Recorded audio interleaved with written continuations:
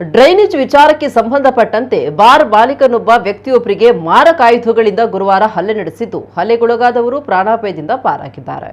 ಮೂಡಬಿದ್ರೆ ಪುರಸಭಾ ವ್ಯಾಪ್ತಿಯ ಕಲ್ಲಬೆಟ್ಟು ಕಾಲೇಜು ಬಳಿ ಬಾರ್ ಹೊಂದಿರುವ ಮನೋಜ್ ಹೆಗಡೆ ಎಂಬಾತ ನಾರಾಯಣ್ ಪೂಜಾರಿ ಎಂಬುವರ ತಲೆಗೆ ಹಲ್ಲೆ ನಡೆಸಿದ್ದು, ಖಾಸಗಿ ಆಸ್ಪತ್ರೆಯಲ್ಲಿ ಚಿಕಿತ್ಸೆ ಪಡೆಯುತ್ತಾ ಇದ್ದಾರೆ. ಮನೋಜ್ ನಡೆಸ್ತಾ ಇದ್ದ ಬಾರ್ನಿಂದ ನೀರು ಹೊರಬಿಡಲಾಗ್ತಾ ಇದ್ದು, ಡ್ರೈನೇಜ್ ಪಕ್ಕದಲ್ಲೇ ಇದ್ದ ನಾರಾಯಣ್ ಪೂಜಾರಿ ಅವರ ಮನೆಯ ಬಳಿಯೇ ಹರಿದು ಹೋಗ್ತಾ ಇದ್ದು, ಸುತ್ತಲೂ ದುರ್ವಾಸನೆ ಬೀರ್ತಾ ಇತ್ತು. ಈ ಕುರಿತು ಪುರಸಭೆಗೆ ದೂರನ್ನ ನೀಡಲಾಗಿದ್ದು, ಅಧಿಕಾರಿಗಳು ಡ್ರೈನೇಜ್ ಸೂಕ್ತ ನಿರ್ವಹಣೆಗೆ ಸೂಚಿಸಿದ್ರು. ಅಧಿಕಾರಿಗಳ ಸೂಚನೆ ನಡುವೆಯೂ ಮತ್ತೊಮ್ಮೆ ಬಾರ್ನಿಂದ ಡ್ರೈನೇಜ್ ನೀರು ಅಸಮರ್ಪಕ ರೀತಿಯಲ್ಲಿ ಹರಿಯಬಿಡಲಾಗಿತ್ತು.